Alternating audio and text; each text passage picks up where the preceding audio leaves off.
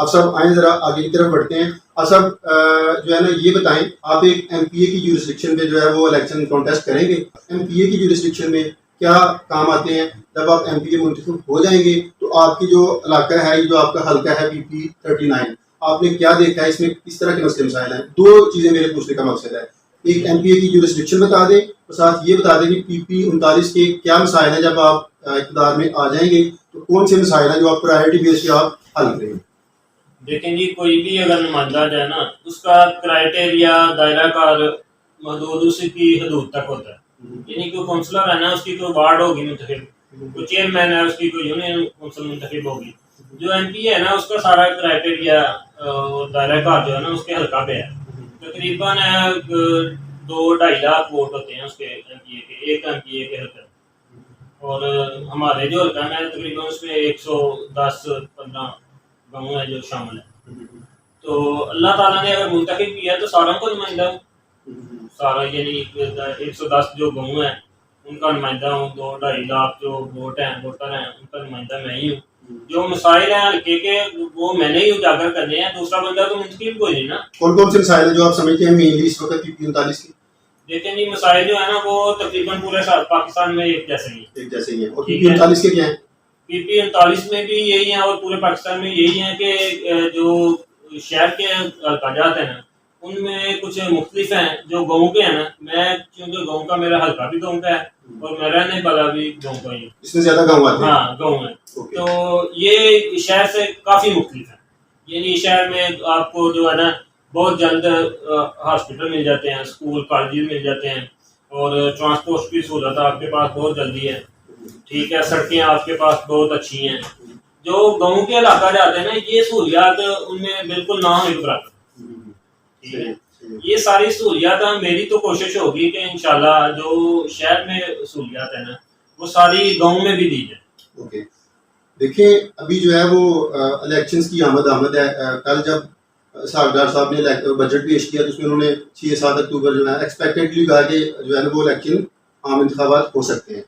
اب زیادہ دور نہیں ہے الیکشن, تو آپ نے ابھی تک کوئی تیاری, کوئی اپنا جو ہے نا وہ ملن ساری شروع کر دی ہے حلقے میں, اور یا جو ہے نا اپنی گریپ مضبوط بنانی شروع کر دی ہے؟ کیونکہ مین کانٹیسٹ ہے, جو مقابلہ ہے وہ P T I, P M L N, یہ سیاسی جماعتوں کا ہے, پیپلز پارٹی ان کا ہے.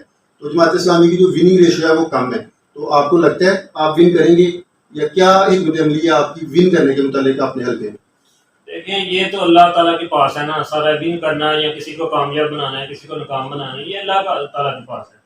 نہ تو کوئی دولت سے کامیاب ہوتا ہے, نہ کوئی عہدے سے ہوتا ہے, نہ کوئی اپنے تعلقات اسرسوں سے ہوتا ہے. یہ اللہ تعالیٰ کی دین ہے.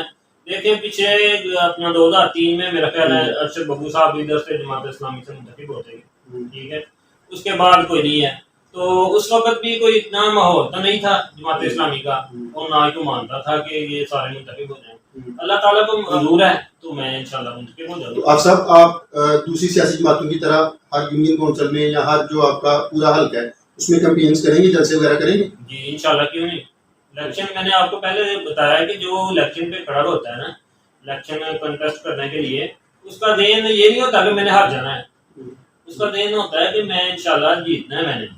ٹھیک ہے, تو ہماری جماعت نے ویسے بھی کہا کہ آپ نے کوشش کرنی ہے کہ آپ جیتیں, جیتنے والی کوشش کرنی ہے. آپ کے پاس اگر وسائل نہیں ہے تو وہ بھی بتائیں. ٹھیک ہے, آپ کے پاس کوئی رابطہ تعلق نہیں ہے تو وہ بتائیں, ہم آپ کے ساتھ ہیں.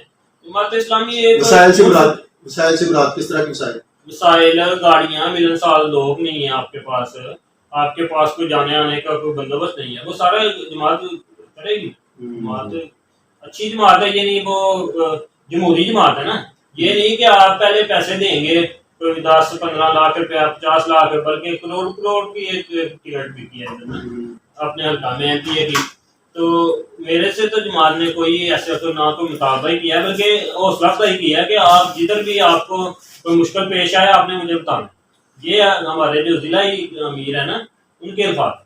ناظرین, جماعت اسلامی کا جو ہم پروسیجر جان رہے ہیں, جو ان کا طرز سیاست جان رہے ہیں, یہ بڑا پرکشش ہے. اس پہ کئی سوالات اٹھائے جا سکتے ہیں, لیکن ایک نشست میں ان سارے سوالات کا احاطہ کرنا انتہائی مشکل کام ہے. آپ صاحب سے ہم مزید نشستیں کریں گے, لیکن آئیے ان سے یہ بھی جانتے ہیں کہ پاکستان کی جو موجودہ سیاست ہے ان کے بارے میں ان کی بالغ نظری کیا کہتی ہے یا ان پہ ان کی کتنی گہری نظر ہے، اور ساتھ ان سے یہ بھی جانتے ہیں کہ پاکستان میں جو بجٹ پیش ہوا ہے وہ اس کے عوام پہ کیا اثرات پڑیں گے، اور یا وہ کس حد تک صحیح ہے یا کس حد تک اس میں جو ہے وہ لیکس ہے.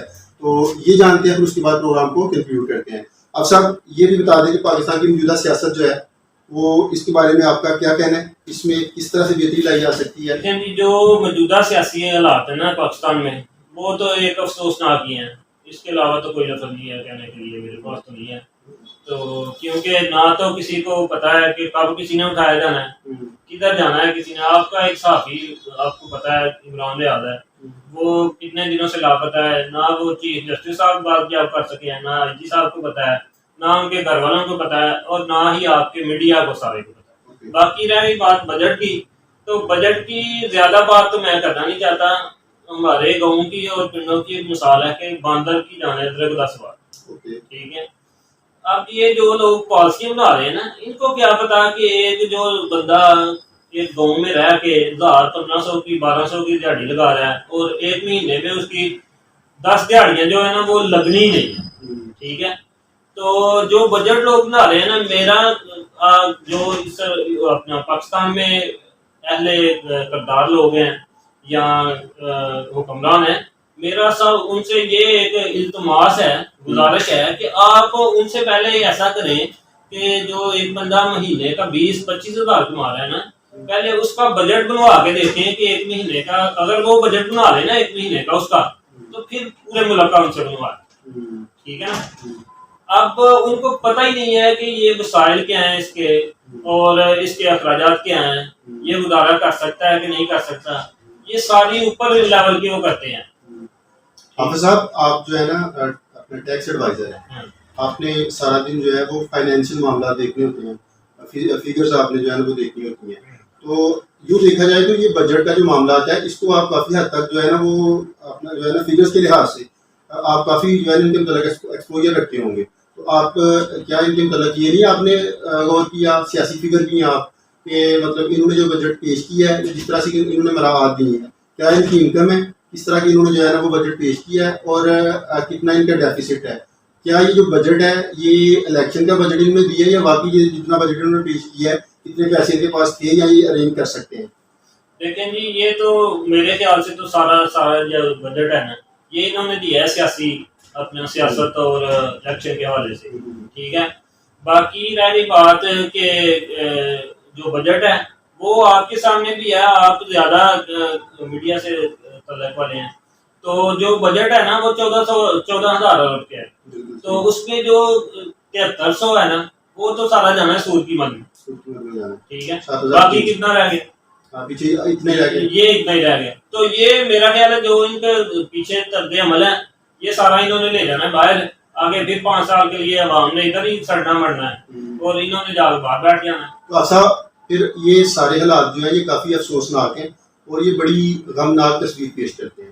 آپ کیا سمجھتے ہیں آپ کی نظر میں حافظ شہباز MP PP39 منتخب ہو گئے اگر اسمبلی میں جاتا ہے یا آپ نہیں بھی جاتے، تو یہ بتائیں کہ آپ کے خیال سے ان سارے حالات کا تدارک کیا ہے، کیسے ان کا اجرا کیا جا سکتا ہے؟ دیکھیں یہ ساری جو ہے نا یہ پاور عوام کے پاس ہے، لیکن ہمارے نہیں گورنمنٹ کی کیا پالیسیز ہونی چاہیے اس چیزوں کو اس بحران سے اوور کم کرنے کے لیے اور عوام کو ایک کمفرٹیبل زون میں لے کے آنے کے لیے؟ دیکھیں گورنمنٹ کی پالیسی تو ایسے ہونی چاہیے نا، جو زیادہ احباب ہے نا ان کی طرف توجہ زیادہ ہونی چاہیے.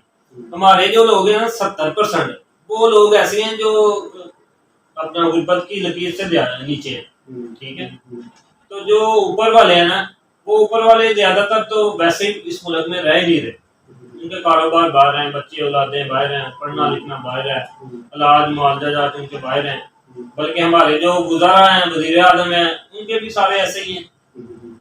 تو جو لوگ اس ملک میں رہ کے اپنا علاج معالجہ تعلیم حاصل نہیں کرنا چاہتے ان کو اس ملک پہ حکمرانی کرنے کا بھی حق نہیں حاصل ہونا چاہیے. یہ ہمارے ملک میں قانون پاس ہونا چاہیے کہ جو بندہ ادھر رہ کے اپنے بچے اور بیوی بچوں کے ساتھ ساتھ اپنے علاج معالجہ کا ادھر نہیں کرواتا سارا عمل جو ہے وہ ادھر حکمرانی بھی نہیں کرے.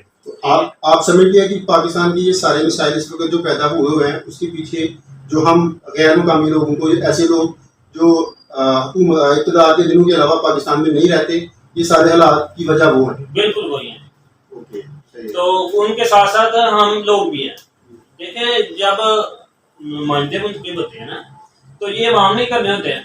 چلے کچھ لوگ, کل کی بات ہے ایک بندہ مجھے کہہ رہا تھا کہ جناب ہم ووٹ کسی کو ڈالتے ہیں اور نکلتے کسی کے اور کے ہیں. تو یہ بھی حالات جو ہے نا یہ صرف عوام کی وجہ سے ہیں. کسی کو اپنا حق آنے کے نہیں دینا چاہیے. یہ تو کم از کم ہے نا بندے کا اپنا حق.